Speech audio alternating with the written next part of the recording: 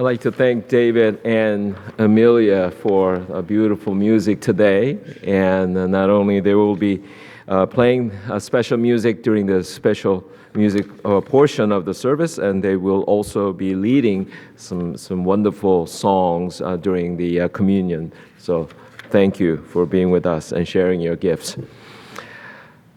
Today's gospel reading takes us to a rather simple situation. The Pharisees and the teachers of the law noticed the disciples of Jesus eating food without washing their hands. It was a violation of one of the rules according to the traditions of the elders, which would be an offense of defilement. The washing of hands is required before eating a meal according to the Jewish law. One reason for washing hands is purely mundane, to clean them before eating. It's the sanitary reason. It's a good thing. So olden days, people did not follow these simple things, so put them in the rules so that people would have to follow. But the origin of this law, however, is biblical. The Exodus chapter 30 takes us there. And Moses was commanded to make a large bronze basin and to place it at the entrance of the altar area so that Aaron and his sons, Aaron is Moses' brother, and Aaron and his sons, they became priests of the community and could wash their hands before approaching the altar to offer sacrifices. So in the verse 20, immediately after this, it says, it should be the perpetual ordinance for them. So washing of hands make them ritually pure. And this symbolic expression of washing away impurity from one's hands dates back to temple times, when the priests devoted their lives to temple and its sacrificial system. So before performing any ritual, a priest was required to wash his hands, making himself pure and ready to offer sacrifice. Well, washing hands is generally a good idea, and even if it may not be regulated by law. But then again, although we do see signs like this in the restrooms of restaurants, and no one will argue with this rule. But why is this have to be a problem with this passage? In the 1997 movie, As Good as It Gets, actor Jack Nicholson plays an obsessive-compulsive author of more than 60 romance novels named the Marvin Udall. He lives alone in an exclusive New York City apartment, and he is a busy man. He spends several hours a day writing about love and romance. He also spends quite a bit of time making sure that he doesn't step on the cracks in the New York City sidewalks, and that no other the occupants of the sidewalk so much as brushes against him as he walks along the crowded streets.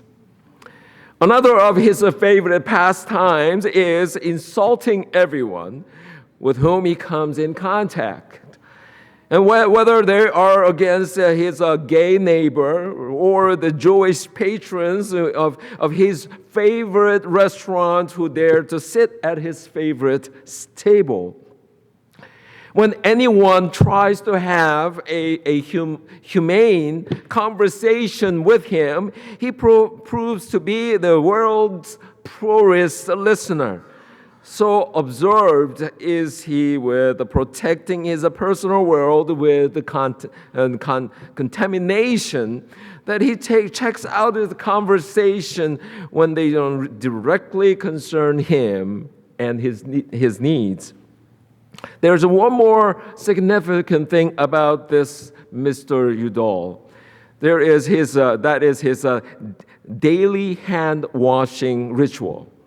He opens his medical cabinet chest. There is a row upon row of gleaming amber bars of antiseptic soap, individually wrapped in cellophane, and never been before touched by human hands. During his daily hand washing ritual, he goes through several bars of soap. He wipes each bar only once across his palm before discarding it and unwrapping another. In between rinsing his hands in water so hot it nearly raises blisters. In today's reading, Jesus challenges Pharisees and the teachers of the law and reminds the Mr. Udall in us all that it is not what goes into the mouth that defiles a person, but what comes out of the mouth that defiles. In fact, the whole plot of this movie can be summed up as a Mr. Udall gradually living his way into the heart of this passage. There is nothing outside a person that by going in can defile, but the things that come out are what defile. Jesus often used short sayings or parables that shed light on specific situations. Here, Jesus challenges the Pharisees, the criticism of his disciples for not following their pre-meal hand-washing ritual. It was more than revealing their ill manner.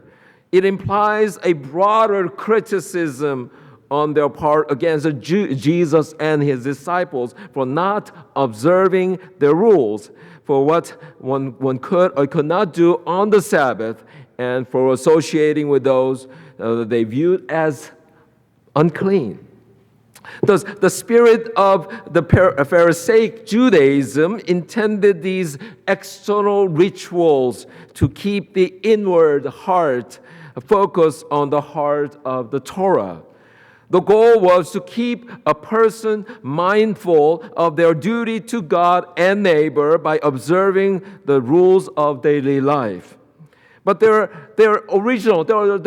true intention was clearly to discredit Jesus and his disciples.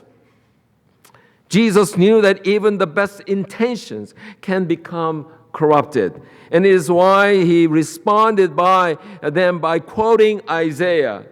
He's basically saying that we can honor God with our lips while our hearts are far from God. Clean hands by themselves are not enough. Cleanliness may be next to godliness, but it is not enough. We need to have pure hearts before we can have a pure and wholesome words. In the pure in heart are those who are spiritually pure rather than ritually or ceremonially clean. Jesus is recommending that we all get our hearts checked.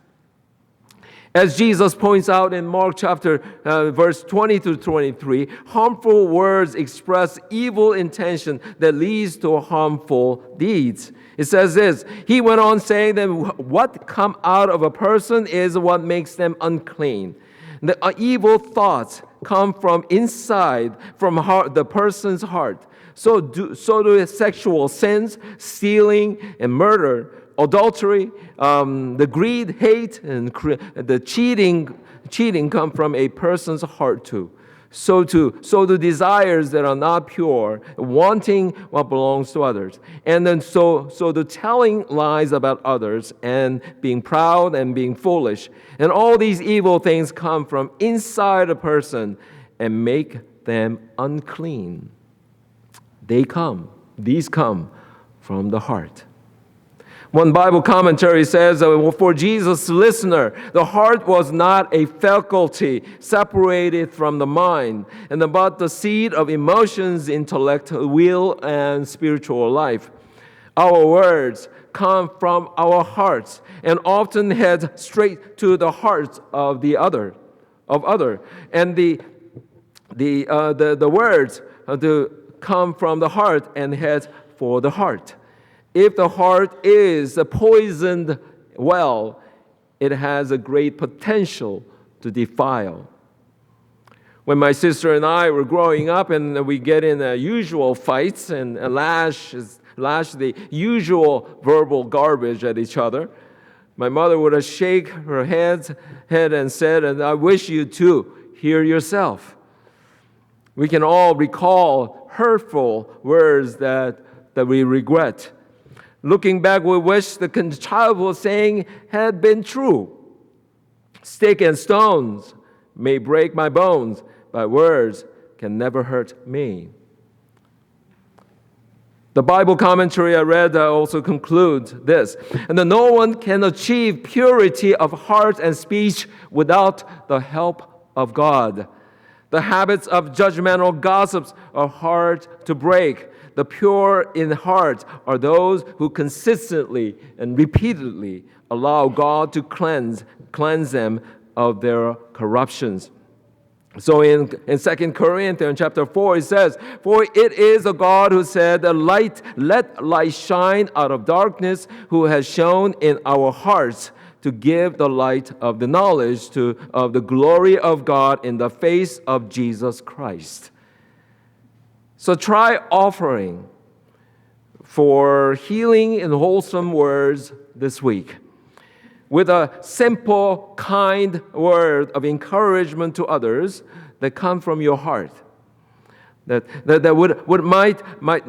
might not only offer comfort to them, but you might also feel refreshed and a bit hopeful.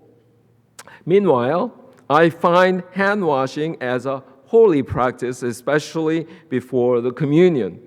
So I thoroughly wash my hands before worship begins. And also I have instituted a hand washing ritual before serving the communion. And so I take your health also, the physical health also very seriously as well. So come to the table. But most of all, bring your heart of gratitude and faith and be filled with the love of Jesus in your heart. Amen.